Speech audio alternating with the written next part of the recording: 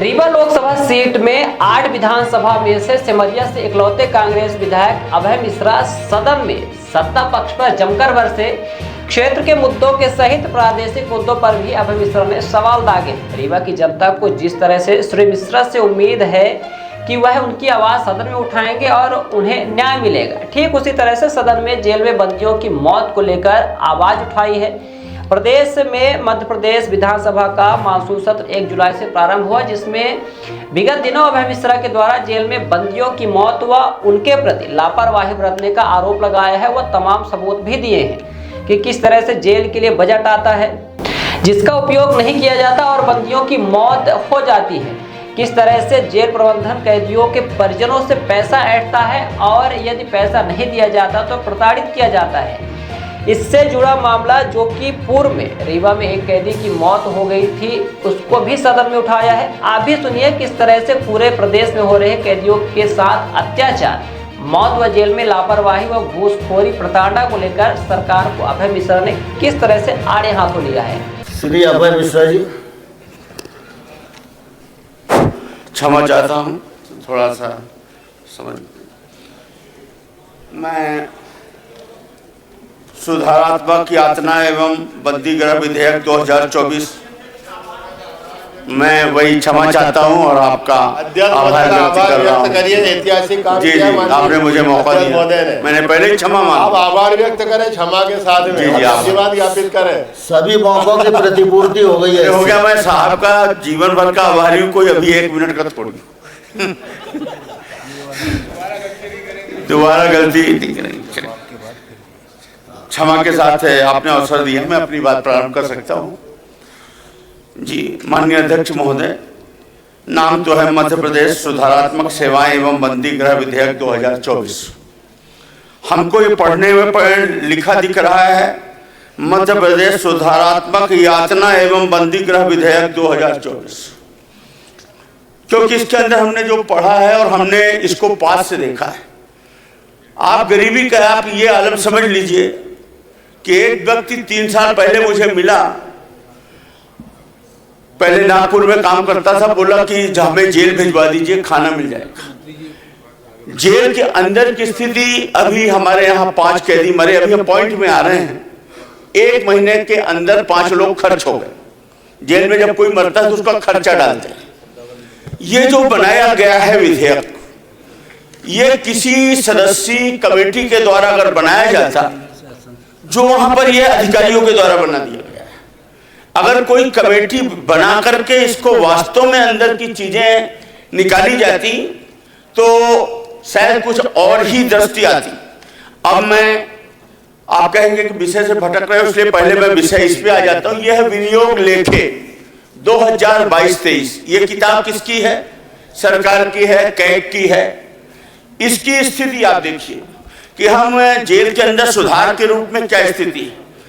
2 इसमें आ जाते हैं, बंदियों के लिए जो औद्योगिक प्रशिक्षण हेतु आपने बजट दिया था मूल 1,46,00,000 रुपए, उसमें समर्पित राशि मतलब जो उपयोग नहीं हुई वो 79 लाख।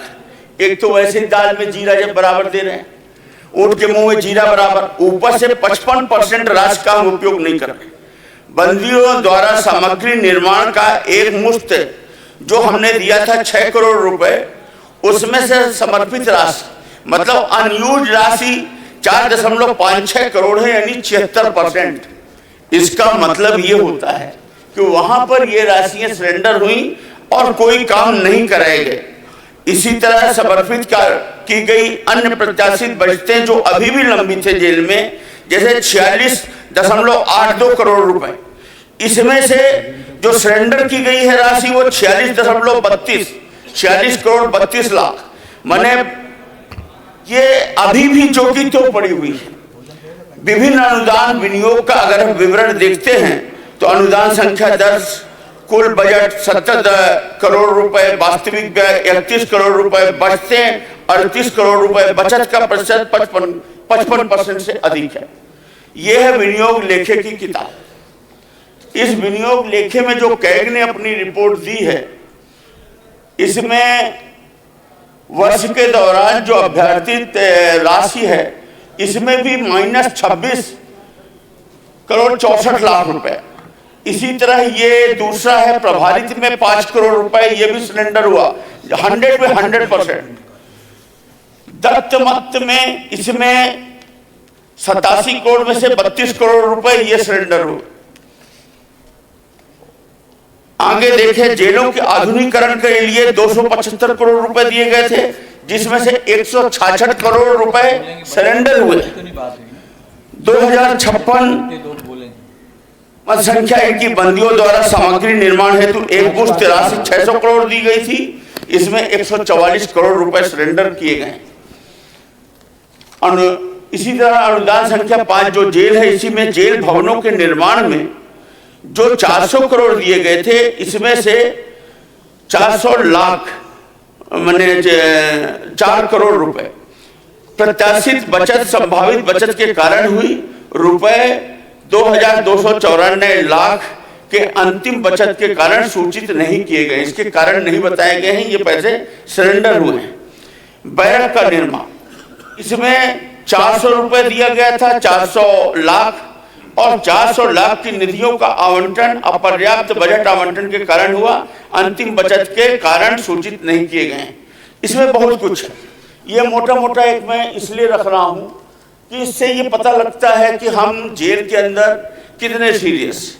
कुल मिलाकर यदि व्यक्ति ने गलत काम किया है तो उसको सुधार के लिए या समाज में एक मैसेज देने के लिए कि समाज में ये अलाउ नहीं है, जेल का प्रावधान रखा गया है। लेकिन वहां भी एक इंसान ही जाता है, या तो उसको मृत्युदंड दे दिया जाए, अगर मृत्युदंड नहीं है तो कम से कम वो जीवित तो रहे, उसके साथ इंसान जैसे व्यवहार हो।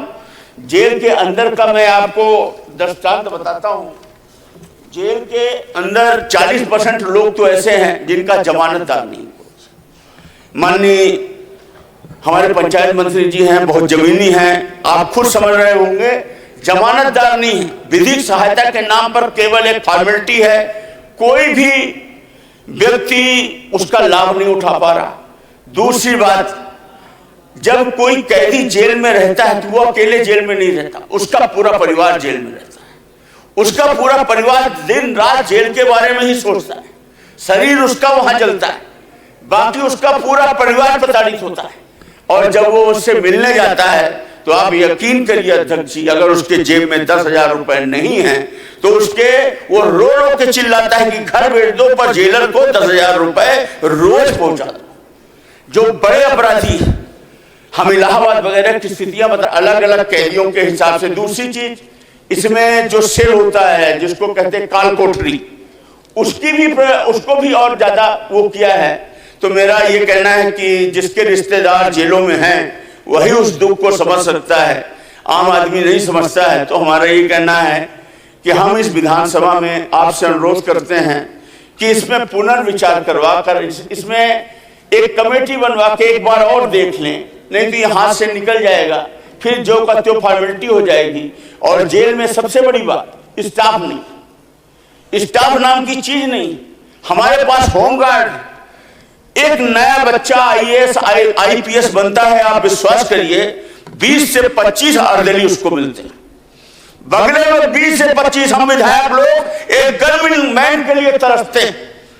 एक गनमैन मांगने के लिए हमें 2 गनमैन मिलते हैं, एक गनमैन तो घर चले जाते हैं, एक ही ड्यूटी करते हैं। और जो सच है सब विधायकों के साथ गुजरता है, रोज रोज कहां शिकायत करेंगे। हमें 3 नहीं मिल सकते, ज्यादातर तक को तो एक ही मिले। और वहीं पर अगर आप किसी अधिकारी के बगले में चले जाएं तो ऑफिस से लेकर बढ़िया AK-47 से लेकर सजा हुआ 30-30, 40-40 लोग, तो सबसे अच्छे तो वही। हमें विधानसभा में हम ये देखते हैं कि हमारी उतनी नहीं चलती जितनी यहाँ कर्मचारियों के हम लोग आकर हाथ पर जोड़ते हैं कि हमारा प्रश्न रिजेक्ट कर देना भैया, हमें अवसर दिए रहे।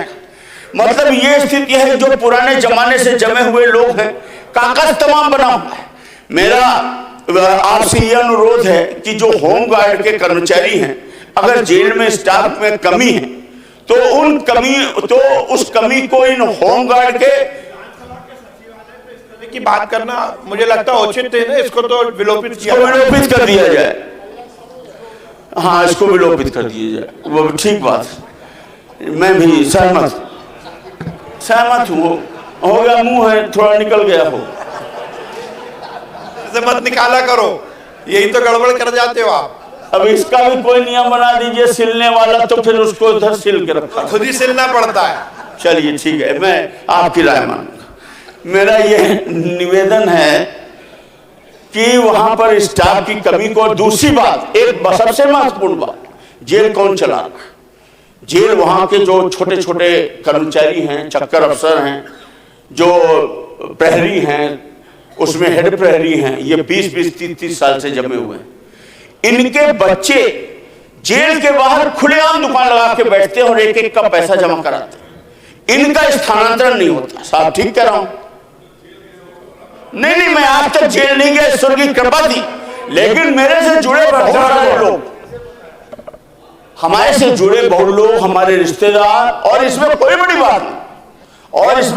बात नहीं। और साहब जेल क्या है, वही है वह जो राम ने चिराखा, जिस दिन लिखा होगा आपको आप भी चले जाएंगे, जिस दिन हमको लिखा होगा हम भी चले जाएंगे। पहले आपकी पार्टी में थे, वहां रहते रहते जो अनुभव मिला है वो सुना रहे हैं।